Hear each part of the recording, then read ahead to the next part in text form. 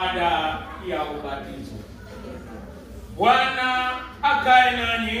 Akae nanyi pia. Je, watoto hawa wamebatizwa kwa maji na kwa jina la Baba, Mwana na Roho Mtakatifu? La, hawajabatizwa. Turudie tena. La, hawajabatizwa. Yohana Mbatizaji alitokea jangwani akihubiri kwamba watu watubu na kubatizwa ili Mungu awasamehe dhambi zao. Watu kutoka sehemu zote za Yudea na wenyeji wote wa Yerusalemu walimwendea wakiziungama dhambi zao, naye akawabatiza katika mto Yordani. Tubuni na kila mmoja wenu wabatizwe kwa jina la Yesu Kristo ili mpate kuondolewa dhambi zenu na mpokee ile ahadi ya Roho Mtakatifu.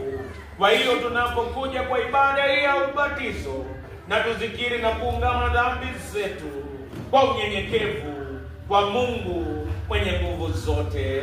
Tutaungama sote kwa pamoja. Mwenye nguvu zote, Muumba wa vitu vyote, uliyetuumba kwa namna ya ajabu mno kwa mfano wako, lakini tumepotea na kuasiri mfano wako kwa kukana upendo wako na kudhuru majirani zetu. Tumekosa na kupuuza kutenda yaliyo ya haki. Tukiyakumbuka makosa yetu tuna huzuni. Twatubu dhambi zetu zote kwa dhati. tusafishe Bwana twakuomba, na utusamehe kwa ajili ya sadaka ya mwana wako mpendwa. Tuumbe upya na ukombozi na Roho wako mfariji. twaomba haya kwa Yesu Kristo Bwana wetu.